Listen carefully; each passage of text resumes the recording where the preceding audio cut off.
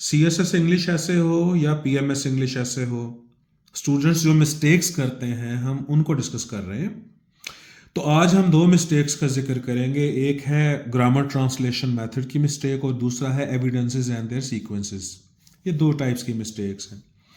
पहली जो मिस्टेक है वो है ग्रामर ट्रांसलेशन मेथड की। अब ये कौन सी मिस्टेक है? इसमें होता ये है कि हम सोचते उर्दू में और फिर उसकी ट्रांसलेशन इंग्लिश में करते हैं, और जनरली हम ऐसा ही करते हैं। देखें, इस चीज से बचें।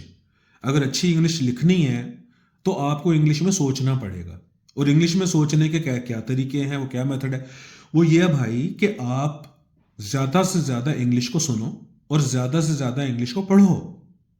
अब तो वो जो एडिटोरियल्स वगैरह या ओपिनियन है उनकी भी ऑडियोज होती हैं, तो वो ऑडियो सुनो और आप रीडिंग करो। जब आप सुनोगे ज्यादा, जब आप पढ़ोगे ज्यादा, तो आप इंग्लिश बोलोगे भी ठीक और लिखोगे भी ठीक और सोचोगे भी इंग्लिश में। अब देखें ग्रामर ट्रांसलेशन मेथड कैसी मिस्टेक्स करवाती है हमसे। अब ये जेंडर इक्वालिटी के ऊपर इस कैंडिडेट ने लिखा हुआ है, इस एस्पिरेंट ने लिखा हुआ है।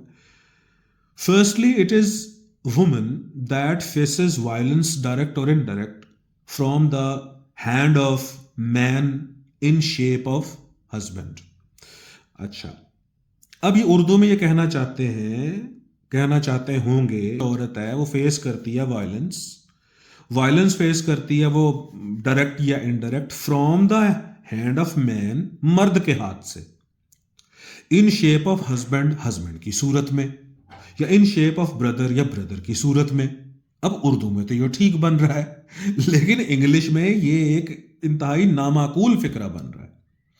तो देखें अब इसको दुरुस्त कैसे किया जा सकता है। इसमें उर्दू के ट्रेसेस निकाल दें, सेंटेंस ठीक हो जाएगा। अब देखें, अच्छा, अब उर्दू के ट्रेसेस कौन कौन से हैं? आप यहां द हैंड ऑफ मैन को रिमूव करें, इन शेप ऑफ को रिमूव करें कि इंसान के हाथ से और हस्बैंड की सूरत में, तो ये उर्दू के ट्रेसेस निकालें, तो ये सेंटेंस बड़ा अच्छा बन जाएगा कि firstly it is woman that faces violence direct और indirect from a husband, a brother, a father, a fiance and a lover. अगरचे तो मुझे खैर इस सीक्वेंस पे भी एतराज है, खैर चलें, अब जो भी कुछ लिखा हुआ है मैं उसको दुरुस्त करके बता रहा हूं आपको कि उर्दू के ट्रेसेस निकाल देंगे तो सेंटेंस ठीक हो जाएगा। ये हो गई पहली बात। दूसरी गुजारिश अब इसके अंदर ये है कि अब जो यहां पर सीक्वेंसिंग बनाई गई है, ये एविडेंस एंड देयर सीक्वेंस की बात हो रही है, तो यहां पर दो सीक्वेंसेस हैं, ठीक है। अब कहा यह जा रहा है कि जो मर्द हजरात हैं वो वायलेंस की वजह बनते हैं खवातीन के लिए, तो इसमें हस्बैंड, ब्रदर, फादर, फियांस और लवर का जिक्र आया। ये हम सीक्वेंस देखें, number 1 husband, number 2 brother, number 3 father, faience और नंबर 4 लवर। और उसके बाद दूसरा सीक्वेंस देखें। अब क्या होता है? Thousands of women in the world become victims of various forms of violences. अब इस सीक्वेंस को देखें।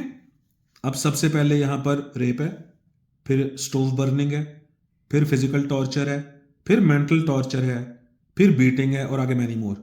तो हुजूर, अब नंबर 1 पे यहां पर हस्बैंड है और यहां नंबर 1 पे रेप है, नंबर 2 पे यहां पर ब्रदर है और यहां नंबर 2 के ऊपर स्टोव बर्निंग है। तो भाई तो चूल्हे में नहीं जलाता, ठीक है। नंबर 3 पे यहां पर फादर है और नंबर 3 पे यहां पर फिजिकल टॉर्चर है, ठीक है। ये लिखा जा सकता है फिजिकल टॉर्चर, लेकिन इससे भी तगड़ी बात अगर आप फोर्स्ड मैरिजेस की करें तो वो बेहतर है। नंबर 4 पे आया फियांस और यहां नंबर 4 पे आया मेंटल टॉर्चर।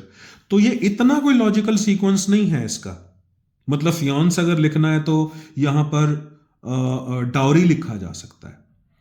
अगर डाउरी लिखेंगे तो वो ज्यादा एक स्ट्रॉन्ग एविडेंस बन जाएगा। अच्छा, अब ये जो फाउंडेशन की लाइन है और ये जो कॉन्सिक्वेंस की लाइन है, ये इनका आपस में रिलेशनशिप अजीब बन रहा है ना। तो आप यहां पर हस्बैंड के साथ अटैच कीजिए फिजिकल टॉर्चर, फादर के साथ अटैच कीजिए फोर्स्ड मैरिज, फियांस के साथ अटैच कीजिए डाउरी। तो इस तरह का सीक्वेंस ठीक बनाइए। तो हुजूर, दो किस्म की मिस्टेक्स आपके साथ मैंने डिस्कस की आज। एक, ग्रामर ट्रांसलेशन मेथड से आपने खुद को बचाना है, और दूसरा, जब आप एविडेंस दे रहे होते हो तो जब आप उसकी फाउंडेशन बनाते हो, उसके अंदर जो सीक्वेंसिंग आप करते हो वैसी ही पैरेलल सीक्वेंस अगली लाइन में होनी चाहिए, ठीक है, थैंक यू वेरी मच।